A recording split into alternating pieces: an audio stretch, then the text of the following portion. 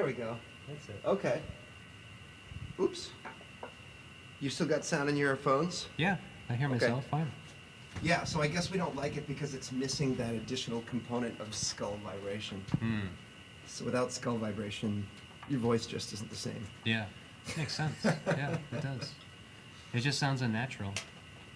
I don't like doing it like this even.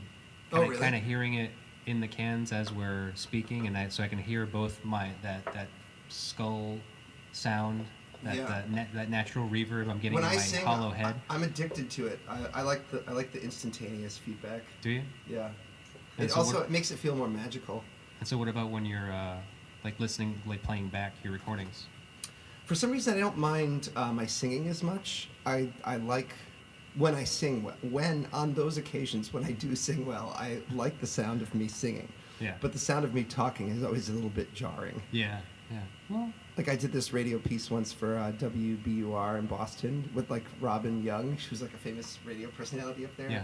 And it was while I was an astronomy grad student, and it was about this really fucking horrible movie about an asteroid oozing goo that comes to Earth, and it was kind of like a Men in Black kind of like sci-fi comedy. yeah. And I remember just listening back to the recording and just thinking I sounded really strange. Yeah. Anyways. Well, so that was like one of your first times being on a microphone and like kind of hearing yourself back. I've been on a microphone many times before, but it was the first time wherever I tried to do a radio thing. Where Oh. in So fact, I tried to specifically your compensate voice. for it. But I was like, "Hello, Robin," and then like the producers and everyone are sitting around the table, just like this. And they looked at me like, "What's this guy doing?" But then they were like rolling, so they couldn't like. They couldn't stop you. They couldn't stop me, and I kept doing it. And then afterwards, I looked back at it, and I was like, I never got invited back there again. I was like, there's something off about that guy. You know, it's funny. Cheers, man. Thank you for putting up with me and putting up the studio for tonight. This is great. Yeah, I think I needed this. This is good therapy. Good, man. Thank you. So you want to hear some Devo or what? I do. First, let me just do the whole shtick thing. Yeah. Say, hi, everybody. Hey, welcome to Vinyl and Vision. This is Britton. He's a friend of mine. He's a talented musician in Providence. Plays with Triangle Forrest. That's us. Yeah. You working on anything else or just Triangle Forrest for now? Just Triangle Forest. My brother and I have a show next Friday, so we've been in the studio here polishing up the guitar jams and making sure they'll be ready for the show, and noodling around with a few recordings, but nothing too ambitious. Yeah. Is it just you and him now, or Just the two of us, yeah. just the duo? Our last bass player, Martin, who's a dear friend of ours, went to New York City, and we thought about getting a replacement, but every time we do it, we have to train them on the songs from scratch. And, Right. and then we kind of said, well, what if the bass player was just like the USB stick, and we put all the MIDI files on there and like sequenced it through the synthesizer live? The USB stick is the best bandmate we've ever had. No argument. Always on time, doesn't get drunk Yeah. like we do. Right. Actually, no, we miss playing. The reality is that we actually much preferred playing live with a person. Yeah. Like, 3 people playing together with no sequencers is like a wonderful thing, as you know, because Yeah. you're a born musician yourself. But Right. Well, this setup is a little different. This stuff is not what I'm used to. This is very, very synth, very electronic. yeah. So I don't even know actually how most of the stuff works. Like I definitely appreciate the synths and the electronics, like the electronic drum kit and all that stuff. The what is that? The Octopad? The Octopads, yeah. Yeah. It's so cool to use. They're great, yeah. There's like a million drum sets in there, and you can do everything from world music to hip hop, or. Right. But just the sheer number of patches, it's tailor built for a short attention span modern world. You can constantly be changing your drum Right. kits, and I really love synthetic instruments. I think it's cool to dispense with the resonant cavities and then just have the freedom to directly manipulate the waveform itself, right? Yeah. So Well, with that being said, cutting out a person, cutting out a live player of any instrument doesn't really matter. I guess not. The only thing that matters is when you're sequencing bass lines, everything is a lot more rigid. Perversely, we sound really good, right? Because when we played live with our friend, then we would all be on the same page of, say, drunkenness or tiredness, and we would kind of warble our tempo, but we were having fun doing it. It was a lot more crazy, right? Yeah. Now it's very regimented. Ben and I have to pay very close attention, and on the other hand, when we play right, it sounds like machine precision. So the songs are very, very catchy, being locked into a groove like that. And we debate it back and forth. Ben really likes the live, playing with a live person. I really like the machine perfection. So I suppose the ultimate place for this to go is to remove ourselves as well, and then just have like cardboard cutouts, and then the machines will just do all the music. Yeah. Well, yeah, that's a really strange line. You know, it's a strange balance because I think that obviously going to a live show, that's what you want to see. You want to see the performers, right? Right. So now, like the first thing that comes to mind when you're like mentioning this and thinking about that strange opposition between live performance and like synthetic sound or pre-recorded music for that matter is Animal Collective. They do all of their stuff off laptops, right? Right. So how the fuck is that a performance?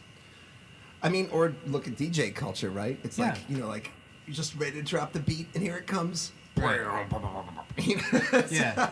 But people don't care, because if they're having fun, if they're dancing, The music's good. And if the music's good, then there might be a couple of old school heads like us saying, he's not really playing that button, you know.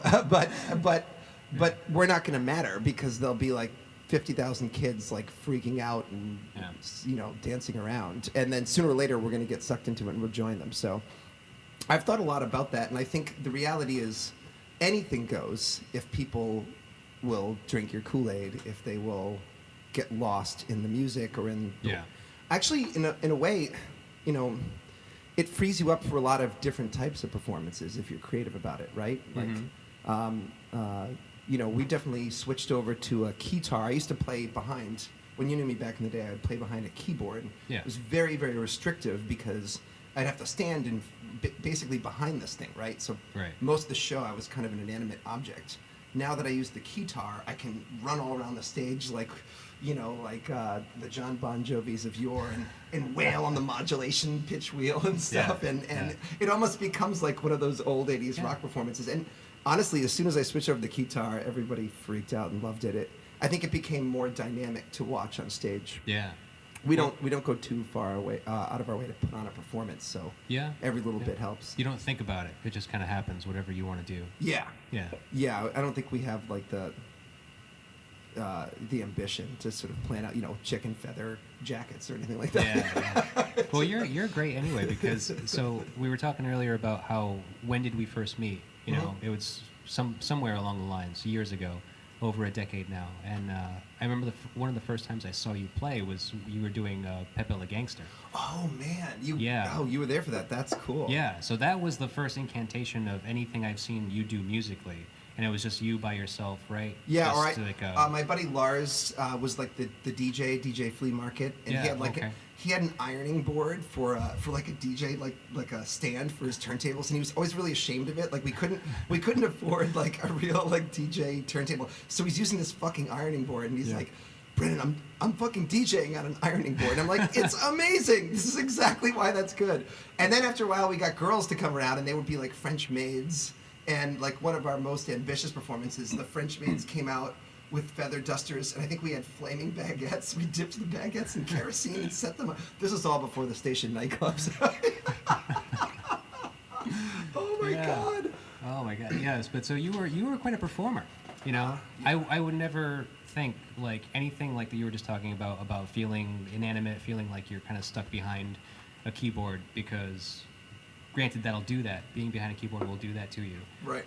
But I've always imagined that, you're just going to kind of be very it's true, flamboyant actually. no matter what. No, actually, now that you mention it, that's kind of true. I, maybe as I got older, I got a little more reserved, which for me is not much. A little bit, yeah. As we all do. By the way, before I forget to mention it, I remastered that entire Pepe Le Gangster album.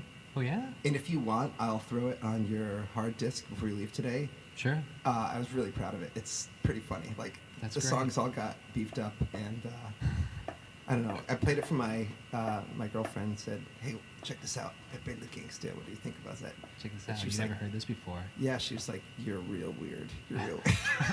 And so she thought it was like, she's like, that's not cool. And I'm like, you don't think this is cool? And then we will go out to restaurants or something. People are like, Pepe, I love your stuff. You know? Really? It still That's happens. awesome. And then I'm like, see, Pepe's cool. Yeah. I had to convince her. Yeah, it was before her time. It was that's all. before her time. Yeah, she didn't see the flaming baguettes, you know? Yeah. I think that you said, just as you said that, I was just like, didn't you rap about that? Yeah. Did you rap about the flaming baguettes, right? Yeah, well, he had a bunch of topical songs like "What's Gonna Happen on Your First Date with Pepe." You'll go out to the Eiffel Tower. You know, there was one about why, like, the film, the cinema of Jean-Luc Godard is superior to American movies. One song is how to pronounce Pepe's name. C'est Oh, yeah. Pepe, It's no not pee-pee. That's right. You remember that? Yeah. Oh. You know, that's funny, actually. Maybe it was subliminally that influence, but many years later, like just recently, like maybe 2 years ago from now, I was kind of fooling around with this idea, which I'm never going to do. It's never going to happen. So if you want to do it, or if you think you can pull it off, by all means. But I'm like of a Hispanic descent, and so I come from a Spanish-speaking background. And I already came up with a like a pen name for a performer. Oh man. Which it was kind of like along the lines of like the Fred Armisen thing. Like he did that thing.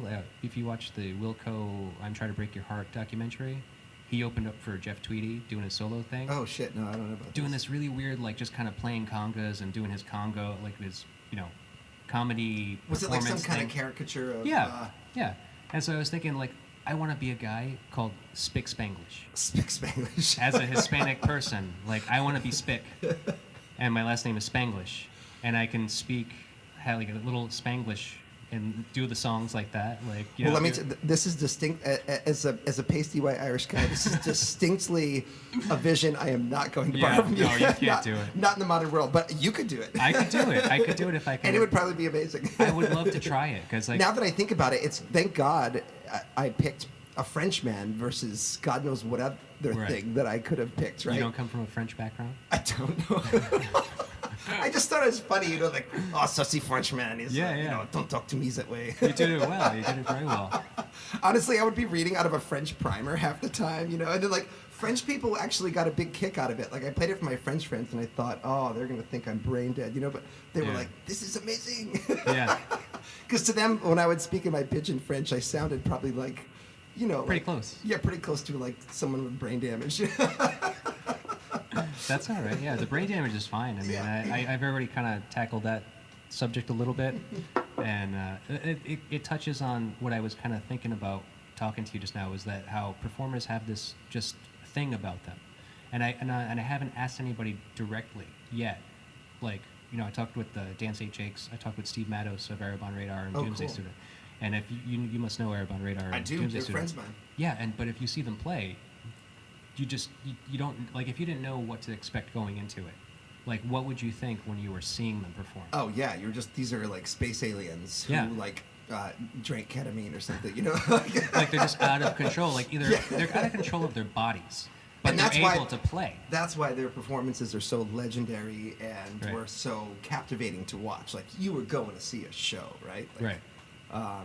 It was cool, and it was uncontained. It was uncontrolled, like perfectly hardwired for like the teenage brain to digest and enjoy, or in my case, the adult teenage brain, the teenager which still lives inside my head here. Good. That's the best thing. Refuses to die. Don't kill it, man. No. Don't try.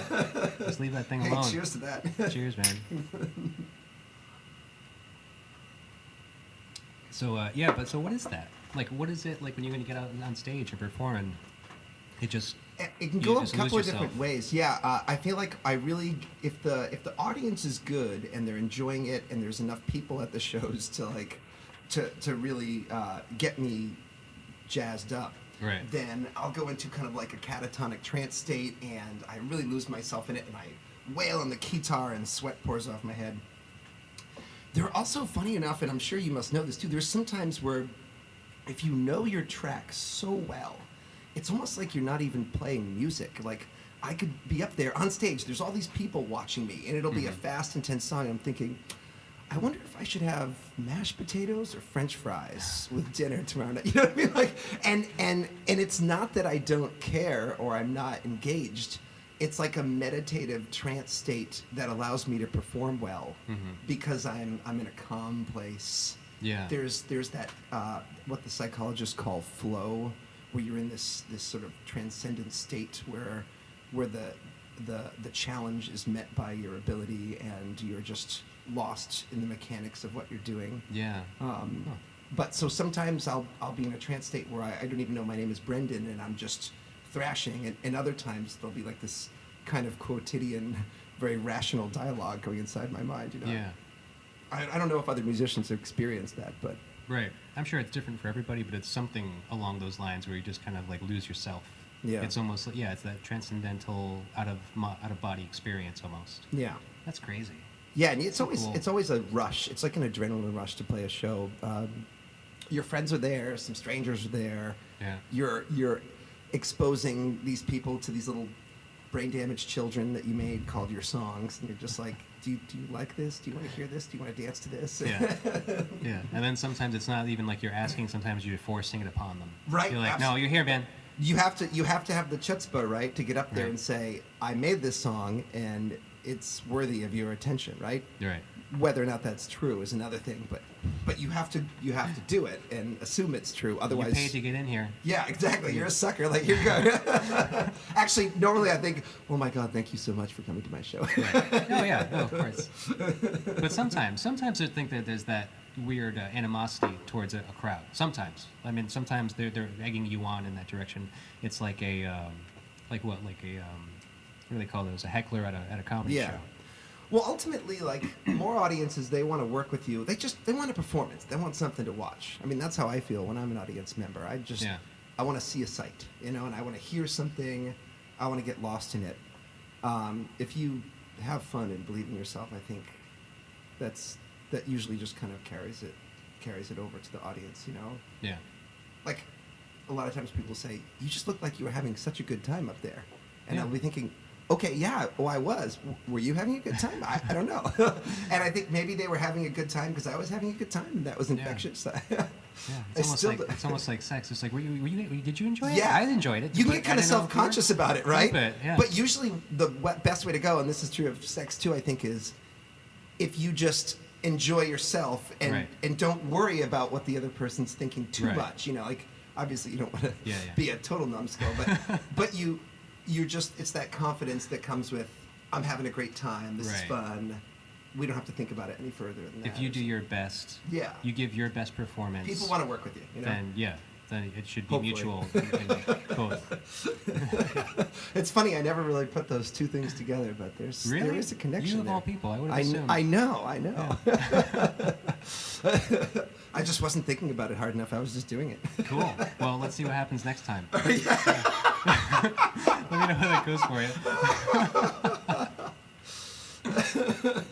So let me ask you this too.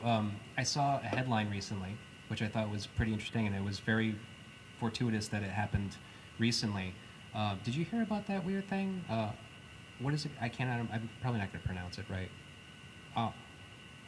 Umama? Muma? Oh, right. What is Yeah, it's the it was the asteroid that was from outside the solar system, Yeah, right? yeah. Oumuamua, was it? What do you know about it? What I know is the Pan-STARRS telescope captured an image. You have to understand that when the astronomers actually detect this thing, it is a mere speck of light. It's like a microscopic dot of light. Yeah. But the light fluctuates in its brightness, and from these fluctuations you can determine many things about it. Like, they figured out that it was a sort of cigar-shaped asteroid. Right. Little turd floating in space. Little turd floating in space and rotating very rapidly. Huh. But it was also traveling too fast to be bound to our solar system, right? So, because of the well-known laws of gravity, It's avoiding gravitational pull. It's like being self-propelled, kind of. well, something definitely propelled it, right? It had some origin. Who knows what it is? It has a trajectory. But it came into our solar system, and the sun's gravity affected it. I think it came inside the orbit of Mercury. What was fascinating about it is normally things that travel from outer space have to travel along a very specific mathematical path called a hyperbola. When they're unbound to the sun's gravity, when they're just sort of slingshotting off the sun, the trajectory is supposed to be that of a hyperbola. It's a well-defined mathematical function. And this strange object, for some reason, was not hyperbolic in shape. It was not hyperbolic or parabolic. So it was traveling very fast, and it almost seemed to have this extra hidden acceleration that was not due to gravity. Normally, you would think a rock in space would be subject to the simple laws of gravity like any others, but this had an additional acceleration. Why it got so much attention is the authors of the paper sort of cheekily proposed, among other possibilities, that it could be extraterrestrial, like literally like an alien spacecraft or something, right? Yeah. But the reality is there is a lot of other physical reasons why it could develop some acceleration, including differences in the solar heating. When you heat up an object too much on one side, the hot side versus the cold side will give off extra radiation, which can change your acceleration. The solar wind might have affected it. No one knows exactly what's going on there, but because the authors said that another possibility is maybe this was an alien probe or something, then everyone went bonkers on the internet. And the aliens have visited us, and it's certainly cool and interesting. But yeah, I think more likely it's got some pedestrian explanation, like related to solar heating or the solar wind, or it could have been like a comet. It could have had some pockets of what we call volatiles. They can be water or methane or nitrogen, and when they get close to a star, they'll heat up a bit, and they almost become like little jets, like little rockets that propel a thing forward. So, but one thing that makes it certainly significant, we don't have enough telescope power to see all of these dark bits of rock in space. I mean, just imagine what's out there between the stars. There could be all sorts of things that collapsed to form a mini planet that, because they don't give off light, they're hidden in the dark. And you suspect these things are out there, but you have no way of knowing. And when a rock from outside the solar system comes through our solar system and makes a pass, because of the emptiness and vastness of space, it makes you realize that there's a lot of weird debris out there that we normally don't have the ability to detect and don't know that much about. Yeah. So this is remarkable for being a sort of a cosmic driftwood that just sort of came through our solar system. And the study of it gives us an indication that there could be many more such objects out there, and to keep an eye out for them. Wow. That's actually very cool. Yeah. So even if it's not like directly attached to being, something from a different world, something from a different civilization that may have, hurled it towards us, it's still the idea that there's all this stuff that's out there that we just don't see. Right. And every time you can sample it or study it, you learn a little bit about the interstellar medium, about the gas and the dust between stars that condense to form planets and solar systems. It's if you just think about Earth, think about all the complexity on Earth, right? From jungles and rainforests to the polar ice caps. A single planet has so much diversity of ecology and ecosystems. In the same way, in outer space, there's got to be all this on a microscopic level, different types of material and debris that have formed out there, whether it's rocks of olivine or brown dwarfs, or it would be cool to be able to sample some of that stuff and develop some ideas about what happens if a solar system doesn't form, but a bunch of matter comes together to do something weird, Yeah, that's a crazy idea. Wow. Well, yeah, you definitely opened my eyes up to stuff like that, because I have really no idea what's going on up there. Yeah, well, even the professional scientists, they have ideas and theories, and then, as one of my friends said, who works on the Saturn Cassini mission, you develop these sort of rock-solid theories about what you're going to find when you go to Saturn, and you have models of what the ionosphere is going to behave like. And then you get out there and you actually sample the stuff, and you find out it's all wrong. You might have had a couple of good ideas, but reality is always tricking you. It's always a little more complex, or it had a little thing that you didn't think about. And that's the chase is part of the fun of science, is trying to keep up with nature in her machinations. Yeah. I mean, I can't imagine trying to develop a theory about something you just do not know. You have data. You have some. You're not going in blind, right? You have some observations and a lot of experience. Mostly observations, don't you think? I mean, because we don't really have any ability to actually analyze anything from another planet. Or even outside of our solar system. In fact, we do through the art Oh. of spectroscopy. As Okay. long as you can get light, you can mine so much information from light. Really? You'd be surprised. Yeah, it's quite complex. I think I am surprised. By taking light and by breaking it down. I mean, you're a musician, right? So you know about taking the audio signal and decomposing it with a graphic equalizer into high frequencies and mid-band and low frequencies. Mm-hmm. Just like you can do that with an audio signal, you can do the same thing with a light signal. You can resolve it into spectral components. Okay. And you can mine them for nitty-gritty details, things you wouldn't necessarily suspect, like magnetic field strengths, chemical composition, temperatures, densities. You can get so much information from light. Wow. The trouble with that object that came through our solar system is that the only light we get from it is reflected sunlight. And most of these asteroids, they're dark, black, soot-covered rock. They're not very shiny or reflective in general. Right. So we're just getting a weak trickle of light from them, and we're trying to squeeze as much knowledge as we can out of it. Since it's left our solar system, we probably will never see that thing again. But maybe another one will come by. Yeah. After more observations, you sort of put together an idea. Yeah. Well, that's cool. So even if this one is kind of a dud, what is your thought about like the idea or possibility of extraterrestrial life? So my students ask me about this all the time, Yeah. and I've got this answer well polished. If you think about it in terms of a probability argument, Right. our solar system, now we have 8 planets, now that Pluto's not... Defunct. It's a dwarf planet anyways. It's still there and still cool. But in our own solar system, 1 out of 8 planets has life, right? Right. And I'm trying to remember what an eighth is, but I think it's around 16%. Okay. Think of it as, for any planet, there's a 16% probability that life exists. In our own galaxy, there are close to 1 trillion stars. That's 12 zeros, right? Yeah. If every single one of those stars has a couple of planets around them, there could be trillions of planets in our galaxy. Yeah. 16% of 1 trillion is a very high number, in the hundreds of billions, Yeah. right? Yeah.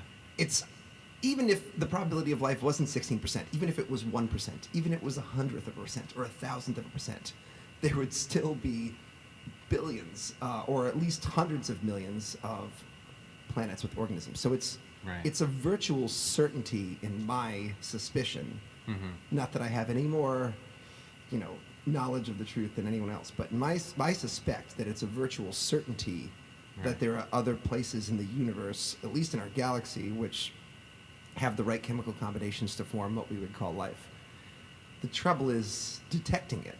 Right. It's so far away, right? Yeah. You could be a shipwrecked sailor on an island in the Philippines, and there could be another shipwrecked sailor on an island in the Philippines. But you're not going to be able to talk to each other without a boat or some kind of messaging signal. You're kind of on your island universe all by yourself. Hmm. So the problem isn't whether it's out there, I think. The problem is how to get to it or to send information to it. Yeah. Or, presuming it could even understand the sort of information that we Right. want to How see. to create that path Yeah. outside of our universe, our Yeah. galaxy. Or even just solar system, right? Right. Galaxy is a little more ambitious than that. Okay. But the first stage would be to go from one solar system to another. Right. Like, for instance, to Alpha Centauri or to Bernard Star, which are nearby stars. Mhm. Even that would be quite a feat. Yeah. That's But crazy. it'll probably happen sooner or later. Eventually. Yeah. Yeah. I mean, we're already trying to get to Mars, right? That's right. We have the technical skills to do it. It's just about the funding and I think the manpower is even there. It's just about kind of doing it safely and smartly. Time frame too wise, right? I mean, Couple of years. couple years to get there, you think? I mean, I'm sure the sailors of the 1400s went through similar ordeals. I don't know if it was years to get to the New World, but Right. spending 2 years in a space capsule would be a psychological ordeal Yeah. for any human, I think. You'd have Yeah. to really have a tough mind, and you'd have to be willing to make some sacrifices, but it could be done, presumably. Guess so. Yeah, your guess is better than mine for sure. I already have a difficult time, differentiating astrology from astronomy, just in speech. I mean, I understand the difference. Yeah. I just get them mixed up. Oh, it's a slip people make all the time. But Right. Yeah, it would be nice. I feel like we're a generation that came after the exploration of Earth, and we're a little before the exploration of the stars. So hopefully some of our descendants will get a chance to do that. Or maybe in our lifetime we'll get to see people on Mars, and that would be quite lovely. Yeah, that'd be amazing. I mean, I love seeing what I do from the rover and all that. Like, Oh, yeah. it's so crazy. Oh yeah, and that machine is incredible. The Curiosity rover, it has the ability to, to analyze the chemical compositions of rocks and do spectroscopy. They say though that a human being, a field geologist with a ball peen hammer on Mars, could reap in 10 times the amount of data than that sophisticated machine, just because Yeah. a human geologist is trained and knows exactly what to do. So Right. having people there would bring a wealth of scientific knowledge for sure. I'm sure the mobility aspect from just the human body alone would probably be Yeah, helpful. because that machine is very expensive and it's there, and they don't want to break it or destroy it. They travel at a rate of a few centimeters per hour, and I think for a while they were only driving it in reverse to try to prevent it from getting stuck or lodged in a rock. So they treat it very gingerly, because if it breaks, there's no local mechanic on Mars who's going to fix it, right? So Yeah. they're very paranoid about that. Wow. So yeah, a person walking around could do a lot more in a day, presumably. Right. That's cool. Well, not to get too involved in the atmosphere or the solar system and all that. Let's move on to a little bit of music. I would love that. I'm dying to hear some Devo. Cheers. Thank you. Thank you for inviting me over here, by the way. Yeah, this is kind of a good place to do this, isn't it? Yeah, it certainly is. So we're in the AS220 building. What is this? This is the AS220 Mercantile Block building, where they have a number of facilities. They have a printing press and a fab lab where you can build your own circuit boards, Wow. music studios.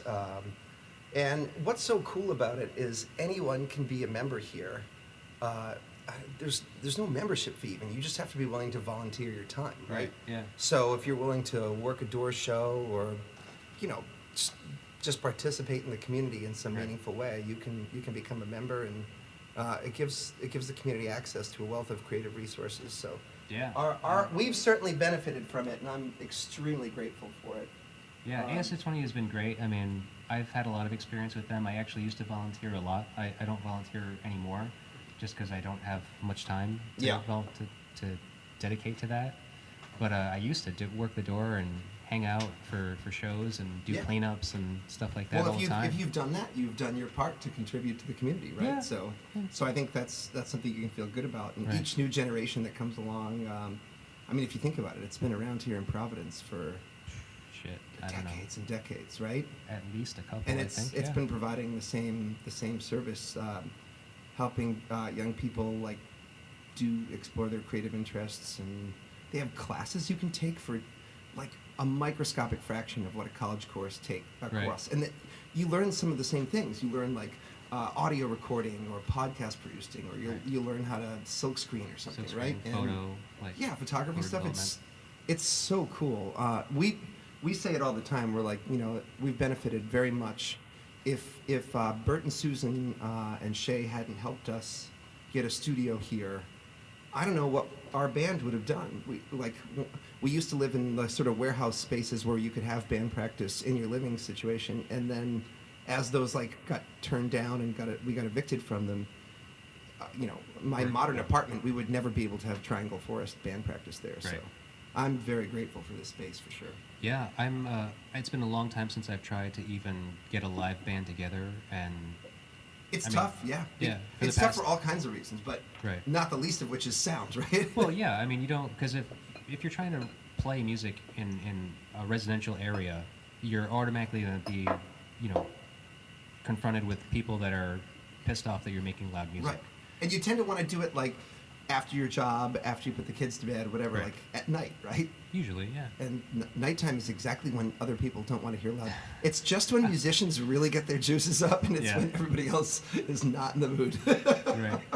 Yeah. So residential doesn't work out, and so I mean, I've been fortunate enough to be able to build a studio in my house.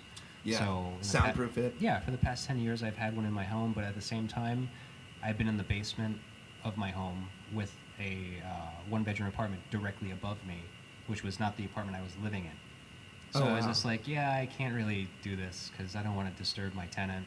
Right. Yeah, and so I would use it sometimes during the day, like when they were at work or during a weekend or something like that. But it's hard to be constrained like that, right? Yeah, yeah, it definitely is. Like, it's much better to have just free access. You come here whenever you want, whenever you have the time. You just And that's open up mostly the doors. situation here, which is why it's so great. You know, Right. Actually, some of my favorite times. There's nothing more thrilling than after like having Thanksgiving with your family to come here on some weird, goofy holiday or Christmas Eve. It'll be snowing, Yeah. and I'll just come down here and make an unholy racket. It's so thrilling. I love coming here on holidays when everyone's evaporated and gone. You know? Yeah. Oh, that's a great idea. Yeah. Yeah, you're telling me how you're doing karaoke here occasionally. That would be the perfect time to do it. Oh yeah, I mean, well, this is a very noise-tolerant place as long as no one's recording in the neighboring studios, which isn't too often. But, Especially on a holiday, I don't assume. oh, it would. nobody's here. And you can just sing la la la la la and not worry about what anyone thinks. It's so great, especially as a singer. I don't know if other singers have that issue, but sometimes you just want to mumble random words or sing, not even in English or any language. You just want to like kind of la la la your way Yeah. through a song to figure things out. And the more freedom you have to do that, the more experimental and creative you can be. So Right. either you have to really just not give a fuck what anyone thinks, which is where I try to go, but it's even better if no one's around because then you just do it guilt-free without any self-consciousness about it. Yeah, yeah, I've done that too because I am not a singer, and I've had a couple of circumstances where I was just trying to record, just trying to feel it out, like feel out some songs. Oh, that's a neighbor, isn't it? Yeah, so there you go. But with that being said, we should probably put on the record. Yeah, let's do this. Yeah. Oh, all right. So we're doing Devo Freedom of Choice tonight. I'm actually going to film the video after the fact, just to kind of show it off. Oh yeah. It's. Do you want me to hit play or? Yeah, man, play it. Let's drop this like it's hot. Yeah, and thank you for the record player. This is a crazy ass fucking player. Yeah, it's so weird, right? It's the. I don't know exactly what it's called, but I call it the Cartesian, because it's a linear stylus. Yeah, I have never seen one like it before. All right, here we go. I'm just gonna. Hold on. Try to get a photo of that. I'm gonna take a little bit of video just to show people what we're working with over here.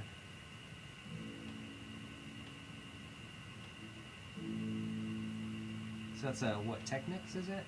It's a Techniques. Yep. Techniques.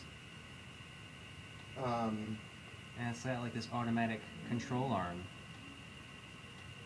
yeah, although right now it's on manual because of the. Right. The You actually colored should vinyl. definitely get a photo or some video of the display of this record because it's so beautiful and cool.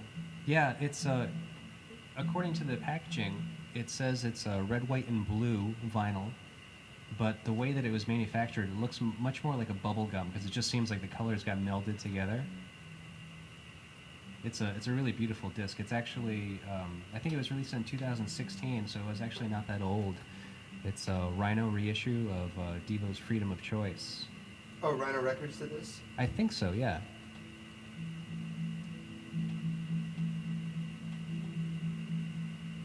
I'm having some issue with the queuing here. I'm not sure what's going on. Hold on. Yeah, that's the problem with the colored vinyl is that technology is not wanting to read the colored vinyl as opposed to the black vinyl. Yeah, the queuing should drop the stylus. Hold on. I wonder what's going on here. Let's do a little system reboot and see if that cures our ills. Oh, I think there's a little dust bunny on it. I think that's what's going on. Huh. Let's see here. Well, you've been able to figure everything out so far tonight, so So this, I can't fail now. yeah. I don't know about you, James, but I'm a born AV geek. Like, Yeah. you know, like You must ever be since I was a to- kid, like Yeah. wires, video, audio, anything. Like, I've just really enjoyed. It can be really irritating for my girlfriends. I'm like, wait a minute, the sound quality is not perfect on this. I need to reroute this widget through the do jammer, and then it's gonna go through the quadraphonic system, and then we can watch Right. Seinfeld. Yeah. I can imagine. Yeah. I mean, I see all the buttons and chords and stuff in here now, and I'm just like, this gives me a little bit of like a little taste of that. a little heart palpitation every time I see it. I just get a little nervous. Let me try the auto function and see if that's changing. Otherwise, we might have to switch out the record player.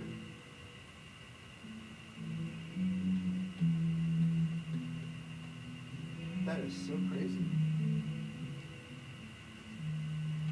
So it's a little exciting to be on location for the first time. Oh yeah, because normally you're doing this in your domicile, right? I'm doing this in my home usually, yeah, and it's not the greatest place in the world right now. As a matter of fact, I'm trying to develop it. It's a good sized space. It's kind of actually the same size as this space currently, but I need to do a lot of work to it. So this record is actually coming from a friend of mine's collection. The Okay. guest I had on my last episode, Andy Larson. This is part of his personal collection, so when I put this up for sale, I'll link it to his website. Okay. But my own personal site, I'll probably link that on this episode as well. Just buy some records from me. You know, I'm not asking for money. I'm not doing the Patreon thing. I'm not, Yeah. panhandling Buy a record. the internet. Yeah, just buy a record, and it helps me out, and it'll help me fund my project, my studio at home, so that I can have a nice little setup like this there, and I can not be ashamed to have people at my house to do a recording and do a podcast every now and then.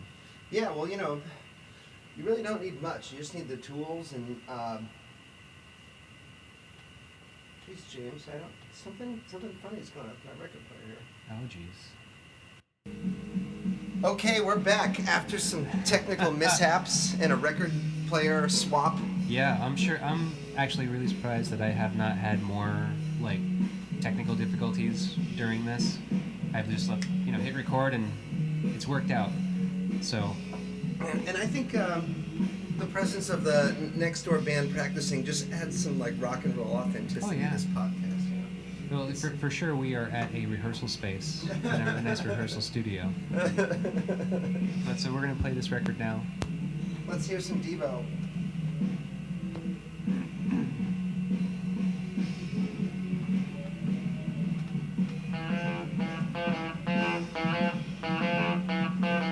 So I'm just going to try to capture some of this record here that we are listening to.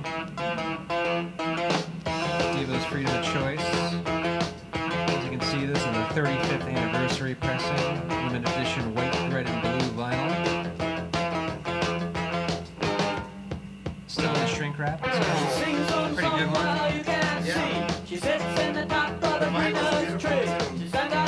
Yeah, it looks like bubblegum. It's not red, white, and blue. It's bubblegum for sure. Can you hold up the record player? I want to document this for my own Instagram too. It's just cool being this. Yeah, we're doing a podcast. Yeah, podcast life is what it's all about, you know. Yeah. By the way, so have you? I'm sure you've seen the video for this song, "Girl You Want." I don't know this one. Oh, it's legendary. It's they're performing on a stage in kind of like this kind of ratty like high school music hall, and the entire audience is full of girls, right? And they're kind of dressed like 1950s style with like white poodle skirts and horn-rimmed glasses, Yeah. and they're just going absolutely bonkers while Devo is thrashing the stage, and the whole thing is like color toned to be like purple and green. From what I remember, it's like purples and greens and Yeah. whites, so it's kind of like a harsh color palette that's captivating. There's also like a beautiful like muse, a beautiful woman with a can of spray dust, like sparkle dust, sitting on a paper moon, and they're going nuts while the girls are just like freaking out. And the girls keep like lifting up different types of cards. Like one of the cards just shows a light socket, right? It's like they're holding up a card and it's a light socket, right? Yeah. And you're wondering, what's the message? Is the message that like I love electronic music, or is it I want to be your light socket? It's the male and the female. Yeah, I mean, like you can't help but think that, right? I'm sure, yeah. I mean, I don't remember. That must have came out, what, 80... What was this, 84 maybe? What was this? When did this come out? No, this came out in 80. Wow. Yeah, they were active in the 70s too, like Yeah. so ahead of their time. But yeah, there's also like, oh man, that video is incredible. I'll have to look that one up. Oh yeah. I'll have to YouTube it. Before we leave, I'll put it on the old iMac. It's great. Yeah. I mean, obviously, Whip It was the one. Whip It was the one that stuck in everyone's mind. Yeah. That was the heavy rotation. It's funny. I bet they didn't even intend it to, or didn't anticipate that particular song being the one that exploded. But a musician never knows what is going to be that song that does this. You know. Right.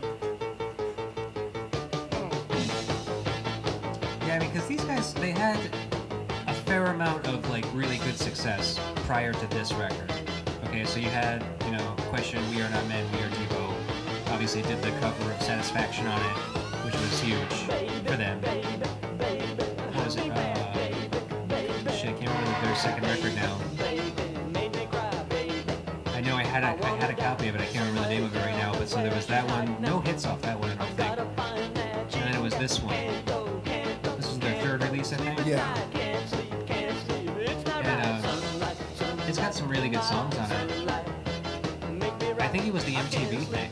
I think it was the whole introduction of MTV. They made the music videos. Obviously, Whip It being the one that kind of just propelled them further than Girl You Want.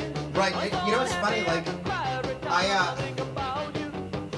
I've always liked Whip It, but only in recent years have I gone back and listened to the song and just realized how insanely catchy, infectious, and seductive the whole thing is, right? Yeah. I mean, I've always liked the song, I've always loved Devo, but it's one of those things where one day this thing clicks where you realize, oh, this is so good, it's so brilliant, it's so catchy, it's so wild.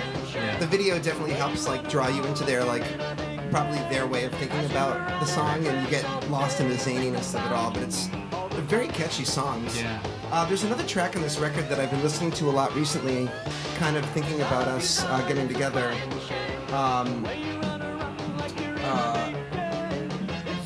Freedom of Choice, really, really good song. It's a song that I didn't just think about it that much, and then like the more you listen to it, the more you realize how catchy and clever and witty the whole thing is. Yeah. Very witty band, you know, like very. They're, you know, obviously consummate artists, musicians, very visual, but very clever. Yeah, their whole thing was very much like that because it was just like it was some like much grander idea than just being in a band. Just, you know, I Yeah. think from my experience, it's always just like, hey, I love to play music. You want to play music too? Okay, let's try to play some music together. But these guys had a consistent visual.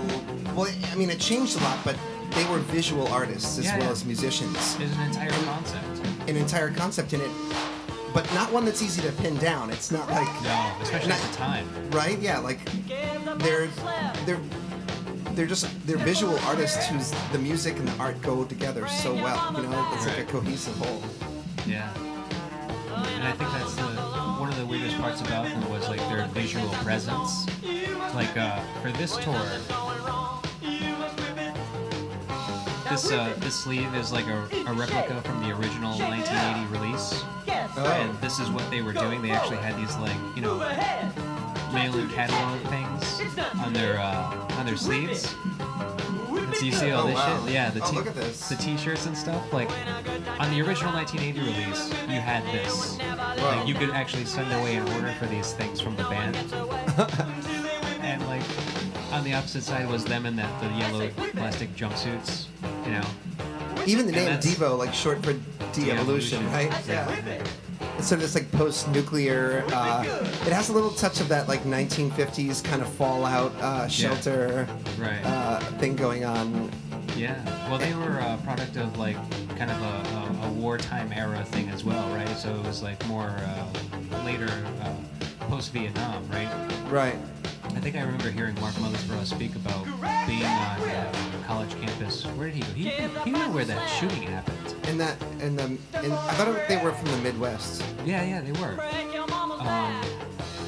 Because I remember hearing an interview with Joe Walsh too, saying that he was at that same college. I can't remember the name of the college now, but yeah, there was like a lot of protesting going on when they were in school, and one of those like really horrific, tragic school shootings happened there when they were in session. I can't remember the name of it right now. Wait, in the 80s or the 70s? Well, 70s. Yeah. Wow, it's funny to think that American school shootings have been going back that far, right? Yeah. They've been like accelerating, and they're in the news all the time. And then It's a national pastime. yeah, it really is. It's been with us for a long time. I mean, America's always been a country that's like just got a little like affinity for violence. I think maybe all countries do. I It don't know. seems that way. I mean, it's just out of hand. Yeah. It's out of hand these days. It's just so ridiculous. I mean, I'm a teacher. I think about it. The other day, one of my students was real cool, was talking to me afterward. I mentioned something about the ballistic trajectory of a bullet, and afterwards he came up and talked to me at length about various types of guns he was into. And Jesus. I was trying to humor him, and I patted him on the shoulder, and I said, look, John, here's the thing. This is all really interesting, but as an educator, what your teacher is thinking is which one of you guys are going to shoot me. And he laughed about it, and he, he wasn't a weirdo or anything. He was awesome, and he laughed and said, "Oh yeah, I guess I never really thought about that, but that makes sense." It's a touchy subject. It's like it's no like subject should really be too touchy, or you're too uptight to like be teaching in the first place, right? You're working with. Yeah, no, I agree with you. It's that we're living in a very sensitive society. Yeah. You know, like there are certain words you can't use anymore. Yeah. Regardless of like what your intent is. There are certain topics you can't tackle because they're just taboo. They're just like they set off too many people that It's very easy to offend. It's easy to offend. Absolutely. And I don't know, like the generations after us think about these things differently than you and I did growing up in the world that we did. Maybe they're right. You know, like maybe I'm trying to adapt to their world since we all got to live together. But sometimes I think that too. I think it can be if everyone's got a hair trigger, then it's kind of like the Old West, except instead of pistols, you're stringing each other up on Facebook and Instagram. You know? Right. Yeah. I prefer that. I prefer that to the actual, Yeah, the actual shootings. Yeah, they're stringing ups. Yeah. I suppose, public shaming is it's got a purpose. Yeah, I guess so. It's a little out of control with the social media these days, but. Well, you can always switch it off, right? Yeah. If you can. Personally, at least, I mean, whatever else anybody else sees, then hey, no big deal. But as long as nobody's getting hurt, is the bottom line, I guess. Yeah. I mean, little bit of stinging in your ego. Okay, fine. We have all been there. Yeah, you recover from those Yeah, things. you can handle that. But an actual gunshot to your chest. Yeah, those are harder to recover you from. might I not guess. come back from that. Yeah, so it's a little touchy being in the school system. I didn't even actually put that together with you. College is different. The nice thing about college is people have to pay for the courses, right? So they're not like being trapped by some authority figure. I mean, I'm still an authority figure, but what I like to remind them all the time is, hey guys, remember, you paid $500 to listen to me talk about icy objects at the edge of Pluto's orbit, and if you want to come here and just like watch puppy videos on YouTube in the back of the classroom, I got no problems with that. In fact, if you want to pay me $500 and not even show up, that also works for me, I feel a certain amount of responsibility towards my job, so I am going to show up. Right. Presumably, even if there's one person there, I will show up and I will talk my heart out about these subjects which I love. Right. But I've got no problems with people paying me and not participating. Yeah, and not getting what they paid for. If I wanted to sell someone a guitar and they wanted to buy it and then they didn't actually want the guitar, I suppose that would be an okay arrangement for me. So I try not to take it too personally. Yeah. Actually, there's a lot of similarities between playing a show and teaching. Both of them are a sort of performance, right? I was just thinking that as you were saying it. It was just like, so someone's going to buy the ticket and come and see you play. But then it does hurt, when someone buys a ticket and then says, "Oh, your band sucks," and walks out. It stings a little. So it can feel that way as a teacher too, but I try not to let it get there. In fact, I have the opposite mentality about it. I think they should be compelled to listen to my lecture in the same way someone should be compelled to watch my show. Yeah. If someone doesn't come to your show, it's because maybe your band stinks or you're not cool or something, and those are all valid reasons, I suppose. Right. And it's your job to sort of overcome that by making your band fun to watch or listen to. And I feel like a professor or teacher has a responsibility to make their lectures interesting to listen to. If it's not fun, if it's not interesting, then it's not worth doing, you know? True. That goes with most things, but school I don't have a lot of experience with. You know, especially, I mean, college especially I never went to. But, and I Never too late? I don't know. I don't know if I'm going to agree with that one. I got kids to think about at this point. You know, if they want to go to college, Many of my students do. they have their option and they have Yeah. their choice. They're going to have their choice. Lucky for them, little bastards. Because I never had a choice. Right. I mean, my dad wanted me to go, but I was just like, okay, how am I going to do this? Right. You know, it was just like, it was never It's an option. overwhelming. No, it's expensive as hell. It's Yeah. so complicated. So I think you were saying something along the lines of like, if you want to pay me $500 to come here and listen to me talk and not participate, that's fine. And I think that there is some degree of like a demographic in the school that will do that. That is kind of has the means and just doesn't care. You know, they don't even know why they're in school. Yeah, I mean, young people, they're confused. They don't always... Yeah. So it's not a matter of like, well, hey, I paid for this. I gotta get what I paid for. Like that's more of an adult mentality. I suppose, yeah. For me, I'm like, oh, I paid for this? No, I'm fucking getting this. Well, You know? I mean, young people have that attitude too, but I think school is so abstract. It seems it's hard to see like the reward or the payoff for it right away, right? Like Right. if you Yeah. sit there playing your guitar for 5 hours and suddenly you can do a sweep arpeggio, then you can see like the work in and the yield out have a short time scale. Yeah. With school, it's like a little bit of a longer burn. It's actually not really that long. It's just 4 years can seem like a long time when you're 18. When you're in your 30s, it doesn't seem as much like a long time. But you're waiting, and then after college, you start to understand why you did that. So you get a job, and Right. maybe the job is interesting. Maybe it's something you studied, and you find pleasure in that. Right. Sometimes it doesn't guarantee you anything. Sometimes you can get a degree and not be any different than you would have been with one. But Right. it does open a few doors, which is nice. And Well, I think the idea too is just like if I'm going to college, I'm going to get a degree, and I'm thinking this like from the student that doesn't really care what they're studying. Like, I'm going to go to school because that's what mommy and daddy told me to do. Maybe they help me out financially to achieve that, but I'm showing up because I basically have to be here. I don't really care about this subject. you Right. know? Maybe if I continue with this and I get my degree after however many years, maybe I can get a job that'll help me pay off that bill, or it'll just be a good job. I can make a lot of money. it's funny that we're listening to Devo's Freedom of Choice in the background behind this, right? I was just thinking like, oh, this is kind of weirdly like metaphorical or something. Yeah. I mean, I guess it makes a lot of sense. No, but I'd say there's something else besides just the piece of paper and the job. Going through college is an experience, and even when you're stuck in a room with all these random people and you're having an argument which makes you roll your eyes and is dumb, and you're like, oh my god, what am I doing?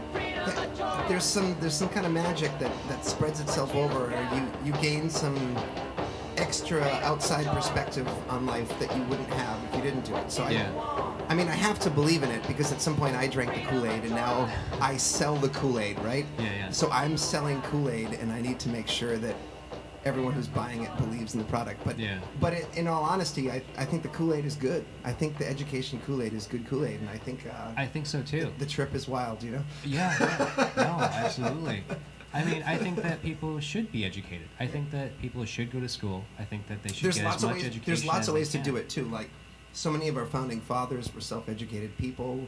You know, there's so many ways you can read books. You can go to a library. You can go on Wikipedia. You know? You don't have to have someone with a pointer stick, you know, overlording you and telling you it's time to read chapter 4. Right.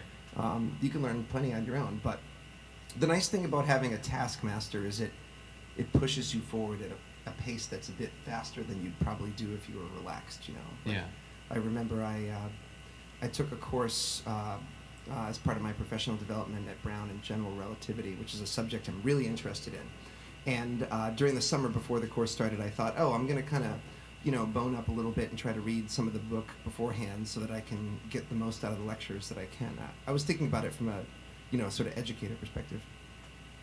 I might have read the first 2 chapters, and when I got there, some of the students had already read 3 chapters, and we had finished those 3 chapters in 2 weeks. Like, this was something I leisurely spent 2 months doing, and suddenly it was like, boom, 2 weeks. Oh yeah, if forced to, you can read those chapters in that time. So it just forces you to just keep eating the sandwich, just like Right. keep taking another bite, Right. until you're stuffed. But Yeah. afterwards, you get to like internalize all that stuff. So it just kind of accelerates. It's like training, like having a coach, like a boxing coach or a running coach that push you to run harder and faster Yeah. than you thought you could on your own. Yeah.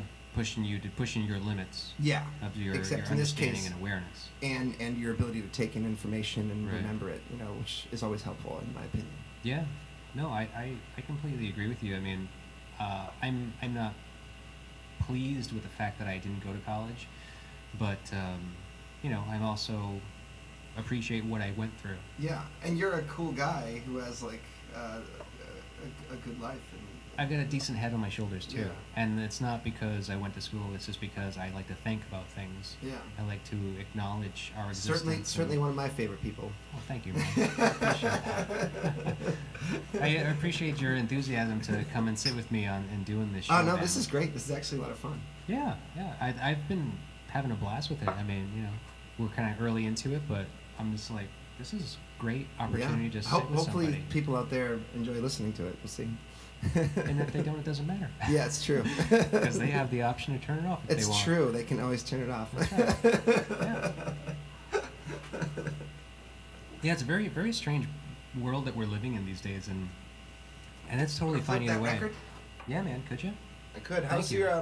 your levels? I'm a little low on that. Yeah, I don't know You've about been like I've wrecking been- me on this hooch though. I know it's kind of good. I didn't even. It just kind of flew so naturally. I don't know. Kings County Distillery. Yeah, you're. You said this was from Brooklyn? I think so. Yeah, yeah. A friend of mine lives out there and said I brought it. It's funny. I went up to New York to see the show, and my friend. I brought that so I could have a couple of hits on the bus to get myself in the mood. And when we got to Brooklyn, my friend Paul was like, this distillery is right next door from here. And I was like, oh, cool. Huh. It's good stuff, though. Yeah. Yeah, it's pretty good. I gotta admit. I normally drink Scotch over bourbon, but this is a single malt, so it has a little bit of that Yeah. edge to it. Well, lately, I What's up? haven't been drinking a lot in general these days, but I have been drinking doing the podcast a lot, and mostly I've been offering a lot of Bullet. Oh, yeah. That's been pretty good. I'm looking for a sponsorship. Yeah, as soon as Bullet sees that, it's like, oh, let's send him a bottle. But no, this is great. Maybe you should be looking to Kings County instead. Maybe I can look into Kings County. Yeah. It's a really interesting bottle because I'm just like, you said how it was like a kind of a, what was it, a boutique shop? Did you say? Well, there's a little wine shop next to my apartment, and they have Here in good- Providence. Yeah, they have great stuff there. And the wines are all good, and they have people who really care about good alcohol. So it's always nice to go in there and have them recommend something to me. So Oh, okay. That's cool. what's on side 2 here? Do you? Oh man, well this song, Gates of Steel, I actually had this kind of rare Devo record. I can't remember the name of it now, but it was this really like rare like live record of theirs. It was a double album. On the third side, it was just an etching. It was an etching of their autographs. Whoa. Yeah, Mark Mothersbaugh and Bob 1 and Bob 2. It was crazy. It was a great record. And I remember that was kind of a lot of my introduction to a lot of these songs of theirs. Oh, don't pull it off. I just don't want to tear the shrink. But I can probably find it where it was that I had. Have you ever seen? They have my buddy had this like a VHS or a DVD of. It's like this Devo. I don't know what you would call it. It's not a music video. It's like a collection of videos but interspersed with it is them hanging out in their studio. And I can remember, like, their studio was like this really cool warehouse with like a giant ball of tinfoil. Like, it was a ball of tinfoil that it must have been 8 feet tall. It was taller than any human being. And they're all just kind of lounging around the warehouse with their synthesizers and this like humongous ball of tinfoil. And I remember thinking, that is so rad. Anyone could do that. Anyone could make a huge ball of tinfoil if you were willing to just... Like Pee Wee Herman. Yeah, I guess... Wait, did he ever... Was it rubber bands or was it tinfoil? He did rubber bands. I feel like he did tinfoil too. Maybe he had tinfoil, or maybe they had rubber bands. I can't remember which it was. Yeah, see this thing. Now Wait, it can did be Pee Wee told. have the tinfoil? Is it possible that I like merged those two memories? I don't know. Like the Devo Now It Can Be Told vinyl. Okay, yeah. Yeah, it was like a double issue, double disc, and yeah, it had all those songs on it, and then like on the, like I said, the fourth side of the second LP, it was just etchings of their autographs. Wow. Really cool.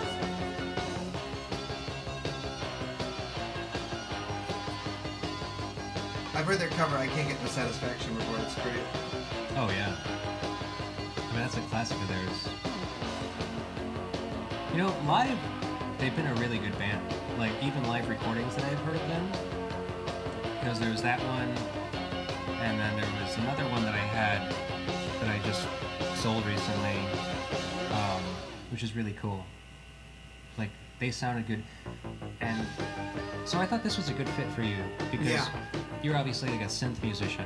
They were a big influence on me. Like, Yeah. you know, bands that would just like use synthesizers as the primary instrument of their band. Right. But unlike a DJ or something, they're actual people playing the instruments, right? Which is very cool. Yeah. So I've always been interested in synthesizers and keyboards, and I've always been in bands. Right. And it's cool to kind of break the mold and have a band that is synthesizer based instead of guitar and bass. I mean, it's still a similar structure. There's like a lead Yeah. and a bass and drums, but it's all electronic, which is cool, right? Or at least I guess I think that's cool. Well, there's a very particular sound to it. Like if you listen to a band that's into synth at all, any kind of synthetics, you can almost detect it immediately. Yeah. So what is it like? So what was the first Devo song you heard, or what the first Devo record you listened to? You think? I definitely had a bunch of tapes in my old van that we would just play on constant rotation, and it was definitely one of their earlier ones. I remember there was a song on one of the albums, Through Being Cool, which I just loved so much. Okay. Eliminate the Ninnies and the Twits. Oh, it's great. And they made a whole bunch of corresponding videos to go along with them. They were all very 80s. It was before like, you know, Adobe After Effects or Premiere or anything, or Avid. You could tell they made these videos with like a video toaster. Yeah.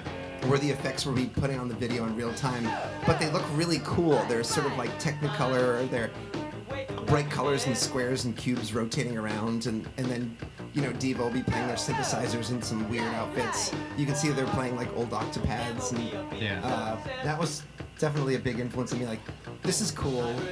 I like these guys jumping around with synthesizers and making like weird futuristic music. I want to be a part of that. Yeah.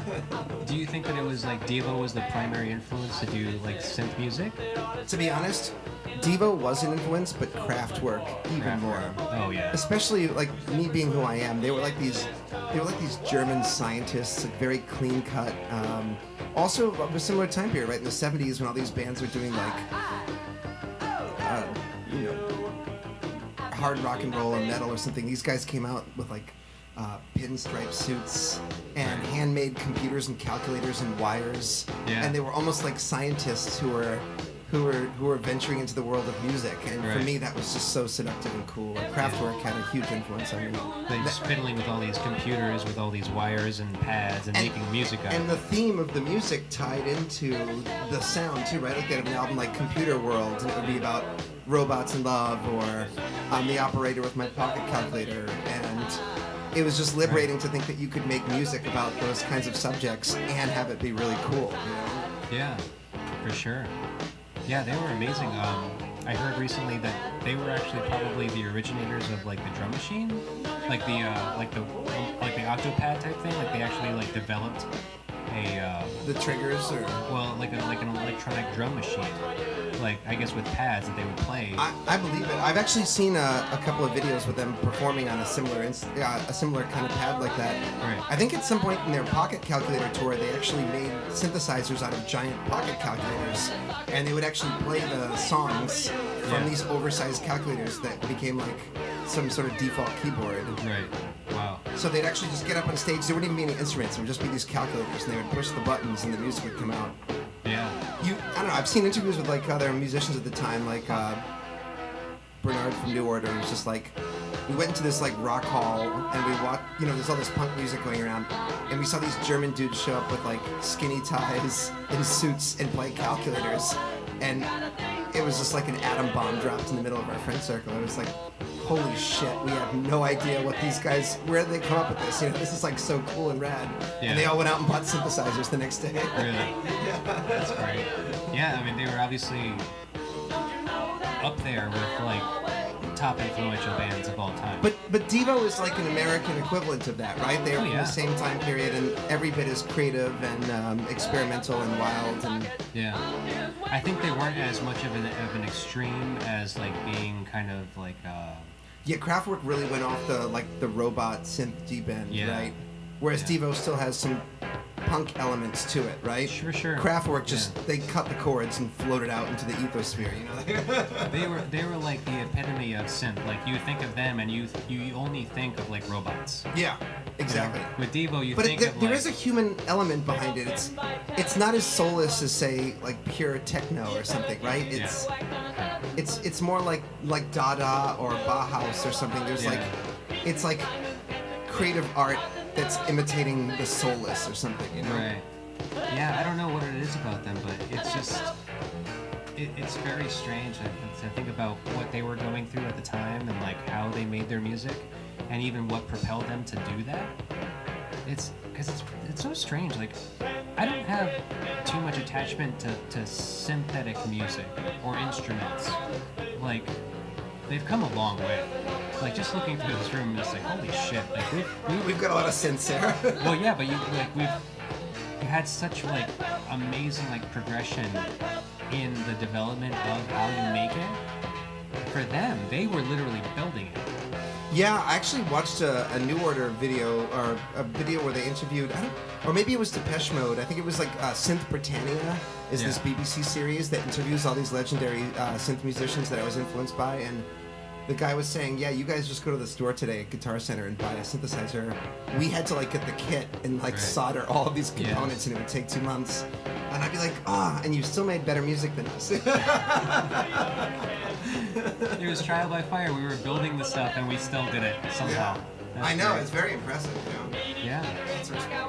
Well, so it's weird. So they kind of like crafted the whole sound, if you want to think of it that way, because if you literally were building machines to make the music, it's not like you went to the store and said, oh, what does this do? Oh, I can like bend some notes on this. I can do all these different like patchworks. I have all They were these involved from the ground up, right? Exactly. Yeah. That's the cool way to do it, I guess. I don't know how. I would be able to both build my own synthesizer and make music. I feel like I can barely hold it together, just living and playing. Yeah.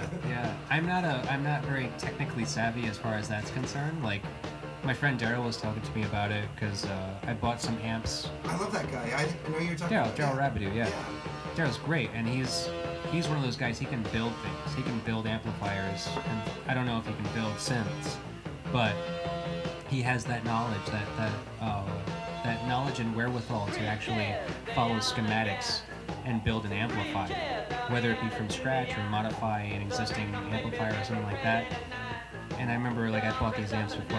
He's the first person I call. I'm like, dude, I got this amp. It's not working. He's just like, all right, come try this out. Bring it over here. It's not. I've been meaning to have him by the studio, actually. Yeah.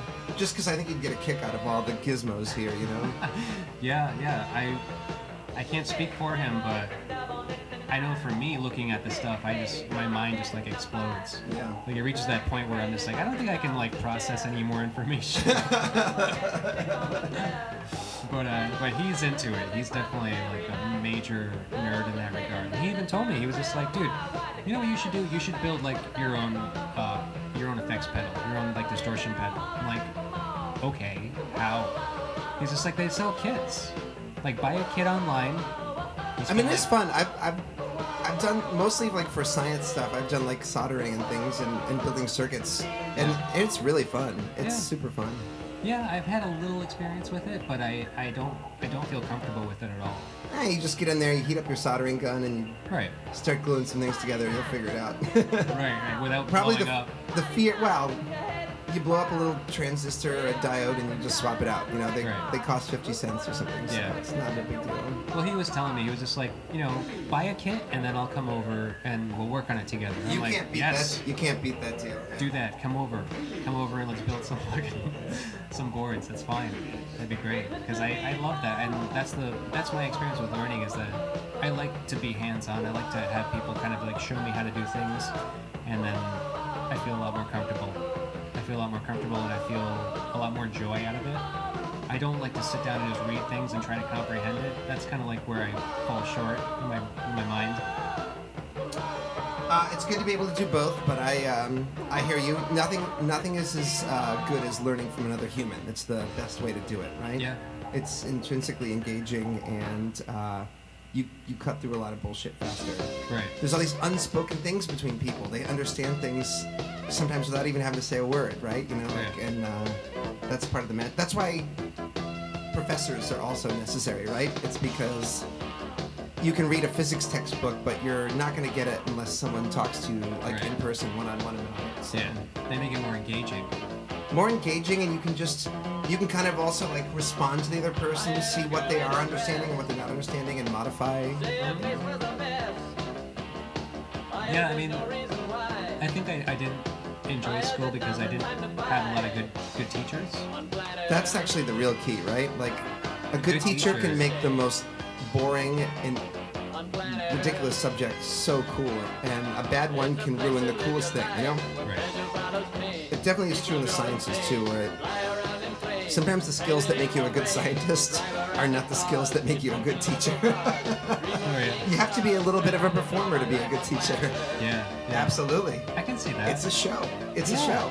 Right. Well, you have to be engaging. You have to grab the audience, your class, and make them interested in what you're talking about. Yeah. For sure. I mean, I've had some shitty teachers. Like, I think when I was in high school, I'm surprised I didn't fail out my senior year, because at that point I was already in a rock band, and I was just like, this is what I'm doing. Fuck you guys. I don't have any interest in being here. Yeah. So to be participating and to be a person that was to be modest. I mean, I'm not the smartest person in the world, but I had a mind. Yeah, you seem like a pretty smart guy to me. I mean, I was willing to try. I was playing the game, and I remember being in like some English class with some teacher and reading poetry. Okay, so now we're reading poetry, and she's just like, okay, read these poems over the night, and we're gonna come back tomorrow morning and we're gonna discuss them. Like, okay, cool. I read them.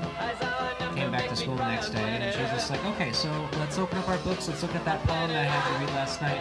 I can't remember which one it was for the life of me right now, but she's just like, okay, so now what do you guys think that this poem meant? I'm like, and she calls on me, and I tell her, I explain to her, I'm just like, well, from what it sounds like this, and I can't remember what I said, but that was my interpretation, right?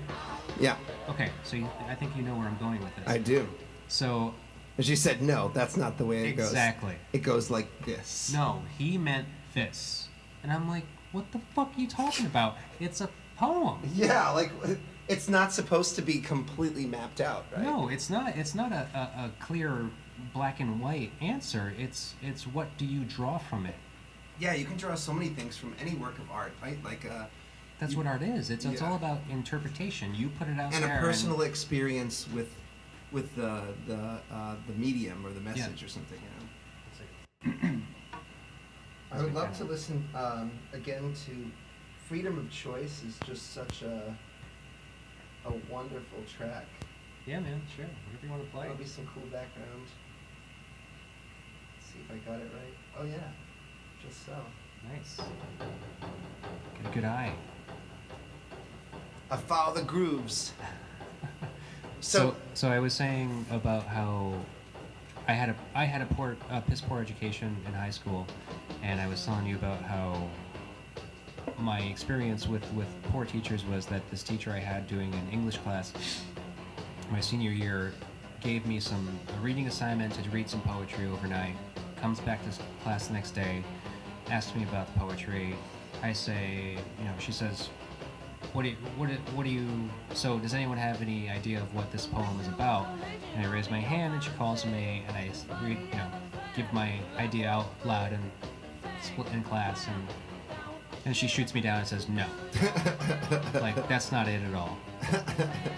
And I'm like, because she's the authority, the one and only authority. well, yeah, but and I understand that, but I'm just like, No, but I mean, yeah. but it's poetry, right? I mean, and I think I probably had this argument with her in class because she probably got mad at me because we did not have a good relationship. But it was just like, no, that's not what it means. It means this. And I'm just like, wait, isn't this open to interpretation? I mean, it's poetry, right? And she's just like, well, yes, but no. Like what the poet was getting at was along these lines. And I'm like, okay, but I was like, I think I just gave up at that point. I think I was just like, okay, fuck off, whatever. Because I was just mad. I was just mad at that point. And I just didn't really care. I didn't really care to have the argument. I didn't really care to discuss it any further. I was just like, fine, you want to say that's right, then that's right. I mean, the poet may have had an intention, and maybe she was learned enough to have read about what it was, but once an artwork exists, it's kind of somewhat divorced from the creator who made it. It takes on a life of its own, and people come back to it at different time periods of history, and they see different things in it that mean different things at different times, right? Like the reader is connected to the text. Right. So I don't think I kind of agree with you. How can you shoot down anyone's interpretation of it? Right. Because it doesn't belong to any one person. It belongs to everyone. Right. And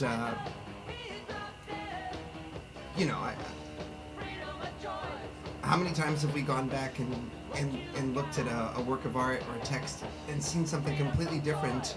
Sometimes criticism is actually a reflection of the time period in which you live, right? There's Freudian criticism and feminist criticism and cultural relativism. I don't know what all the various modes of art criticism are. Right.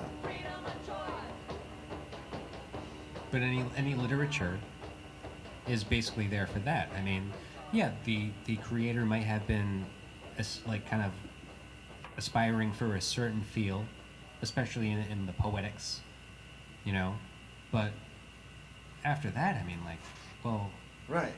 It's basically whatever you want to take from it, because that's the enjoyment of being a reader.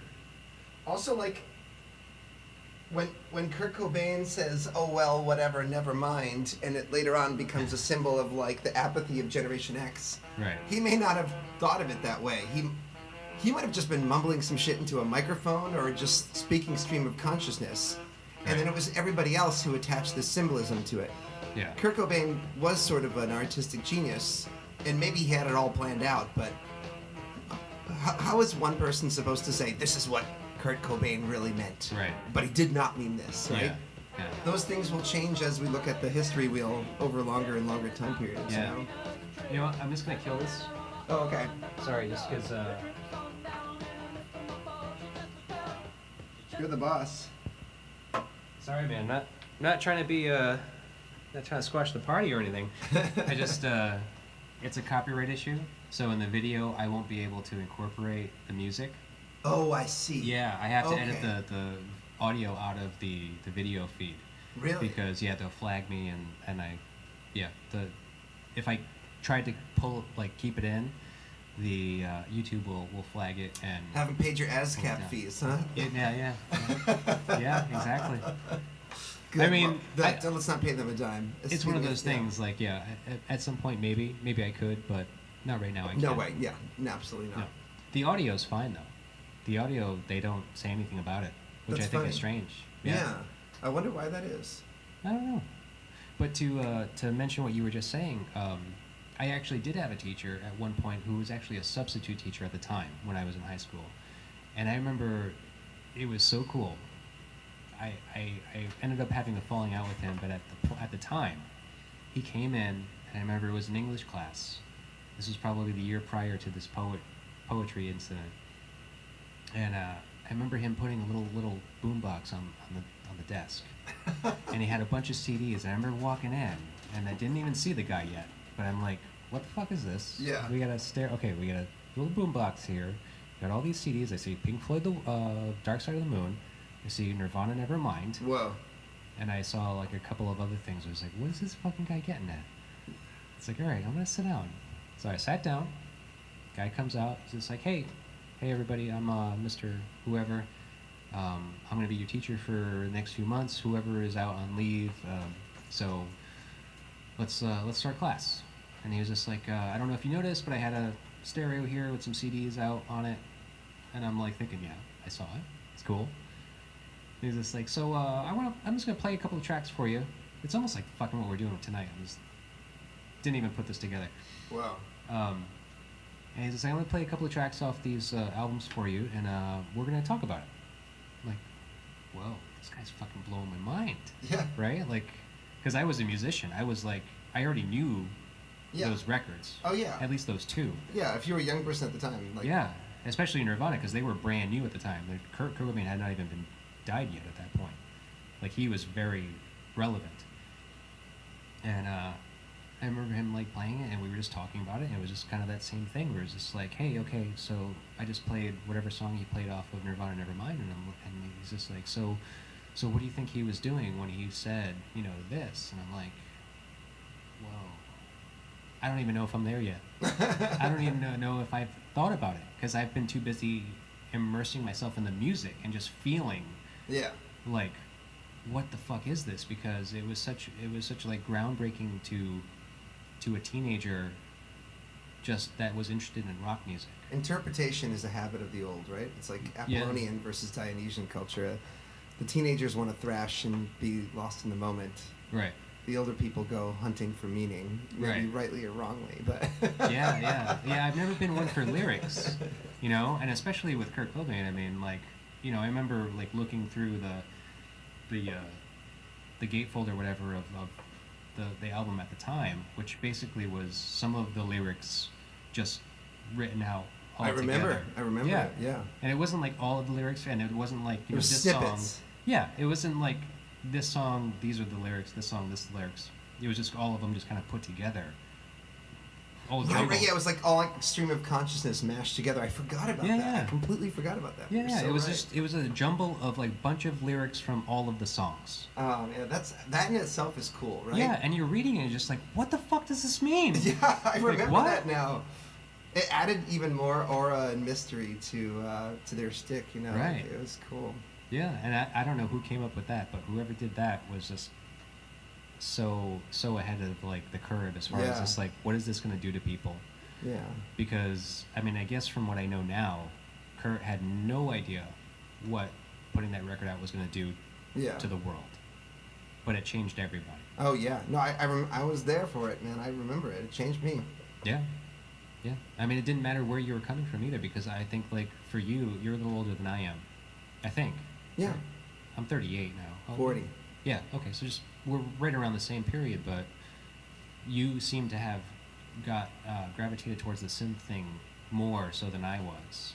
I was definitely that came with time a little bit. Although I mean, one of our first, the first two cassette albums that me and my brother owned were Motley Crue, Shout at the Devil, and the soundtrack to Bright Lights, Big City, which featured New Order and Depeche Mode, and all of these legendary synth artists. Okay. So we were sort of caught somewhere between like a fascination with rock and metal and synthesizer music, and as I get older, I gave more into the synthesizer side, but because I was around during that, you know, punk and Nirvana time, it was very influential on me.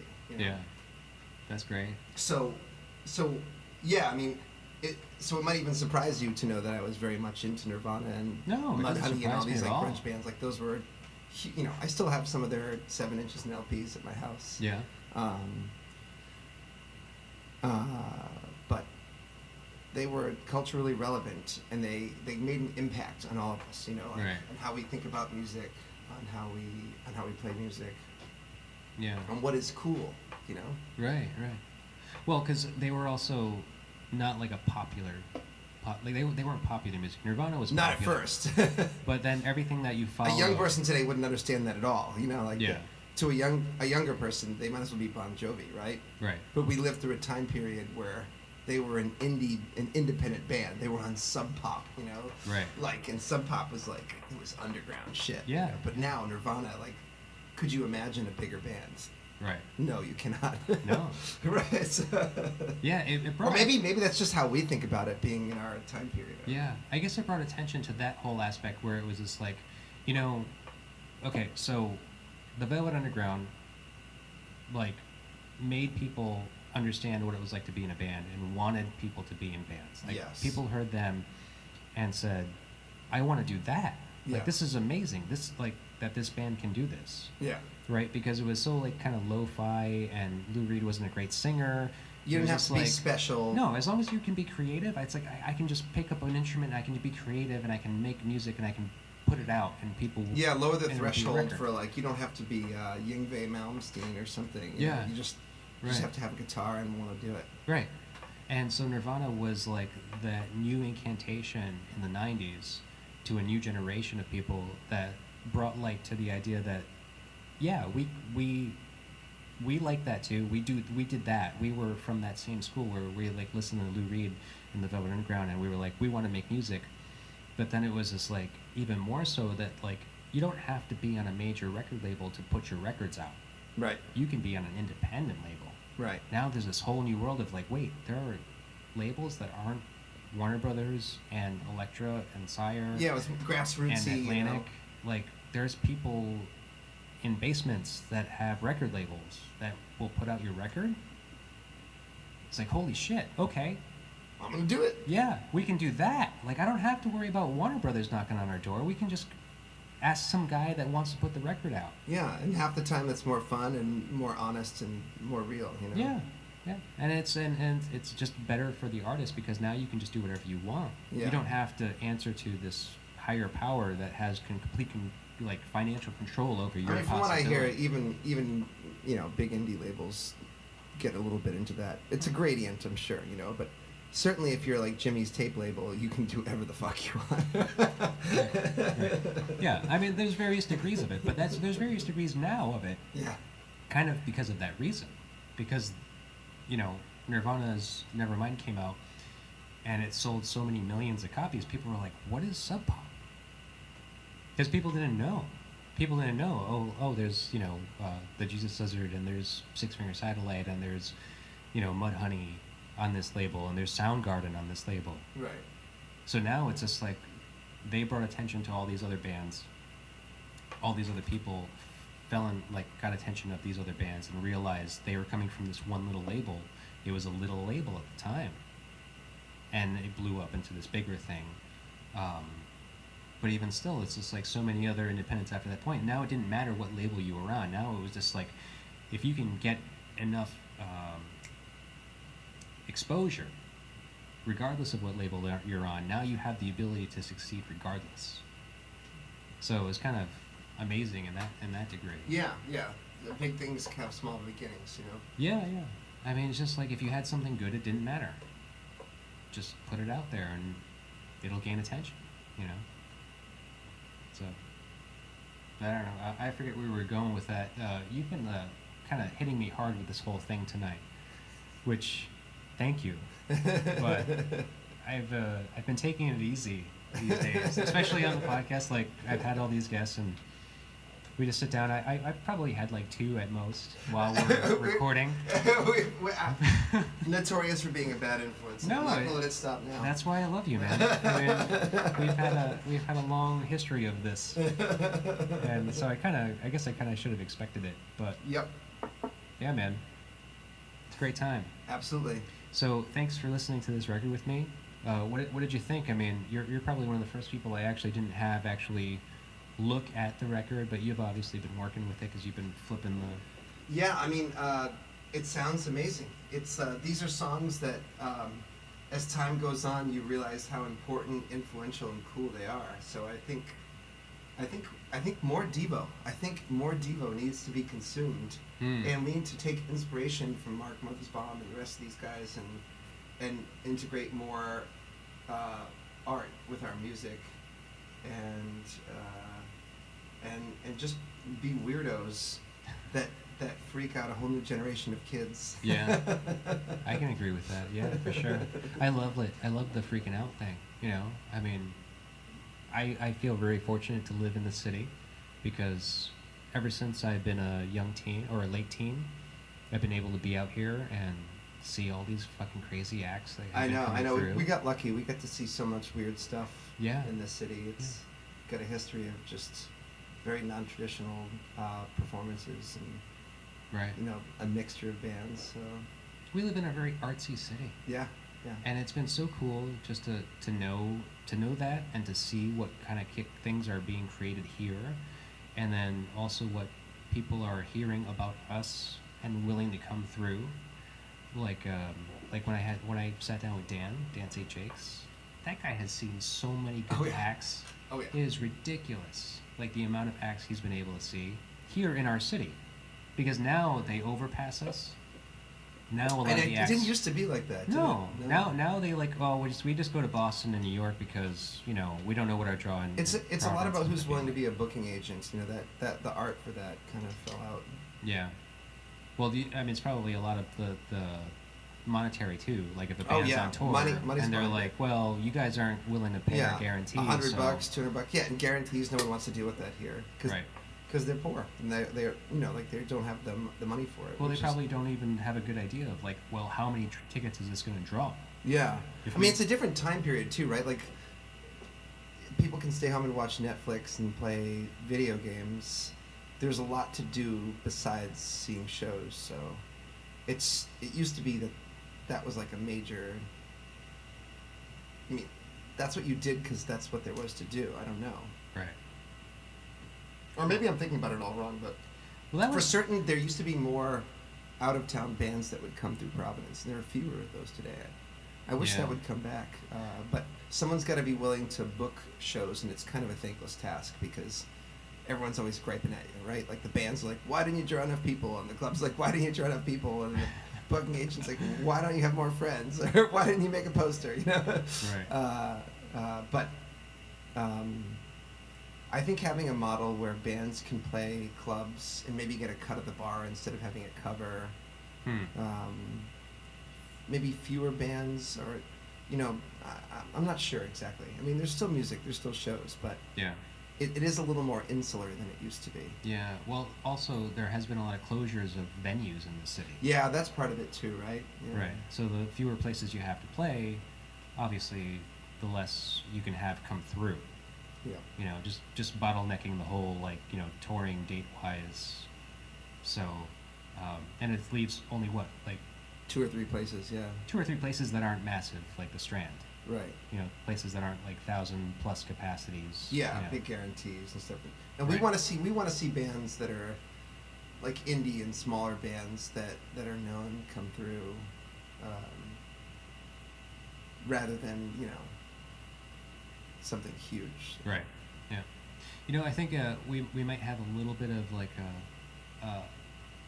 some kind of influence in that because we're kind of northeastern people in general are kind of a cold people. Yeah, that's true. We're Maybe a- we're turning them away, right? Yeah, we're a hard influence people. Like we don't take too well to people around here. It takes us a long time to warm up to somebody. It's true. It's so true. That's probably why we can't. Ornery. We That's what can't. they say. Yeah, ornery. That's why we can't pinpoint a date on when we met each other because it was always just like, oh yeah, hey guy, Yeah. I know you. Yeah, I saw you. Yeah, okay, I'll see you later. Yeah. And then it took years of just being being in the same place at the same time, being like, oh yeah, man, hey, I remember you. Yeah, what's going on? It's true. Until we huh? finally spoke to each other. Yeah, I guess it's not like that in other places, is I it? guess not, because I've only known this place. When I lived in Tucson, people were more friendly there. It took a while actually for me to lose my edge, but then Yeah. after coming back here, I got it right back again. Oh, there you go. Yeah. I did it the other day. It's cold. Like, This kid comes up to me. I'm outside this bar or club. I don't know. It was downtown. This guy comes up to me. He's like, "Hey, man," and I went, "Fuck off! I don't have any money." And he looks at me and he goes like, "I'm sorry, dude. I'm not from around here. I was just trying to like, I didn't. How do you get to this place?" And I like stopped for a second. I was like, "All right, look. I'm sorry. All right. So you're not a crazy crack right. bum. All right. So So looking for gas money. or Okay. whatever the fuck, you know." So I'm just like, look, man, it's around the corner, 2 blocks. We're all good. Patted him on the shoulder. First thing I said, without even thinking about it, I was like, fuck off, I don't have any money. I just can't assumed if help he it. was coming up to me, it didn't mean anything good. Right. Yeah. Because normally it doesn't. No, it doesn't. That's why we are the way we are. Mhm. That's it. So Zing. cheers. Thank you.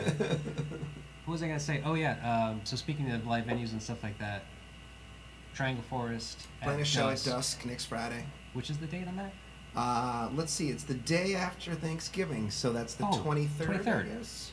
Oh, that's this week. That's this upcoming week, Okay. 23rd, Friday night, 2018. We'll be performing, and Anything after that? we got a couple offers in the mix. Haven't really pegged any of it down yet, but usually end up playing once or twice a month. So there'll be more after that. Cool. Sounds great. All right, Yeah. man. Well, hey, let's wrap this up. Brandon, thank you very much for James, being yeah. a guest, and thanks Good for to having me be your guest this time. I know, and just hanging out here and doing all this was really fun. We could Yeah, do this man. again. Do this again sometime. Absolutely. All right, Thanks, man. I'll stop the B-roll. All right.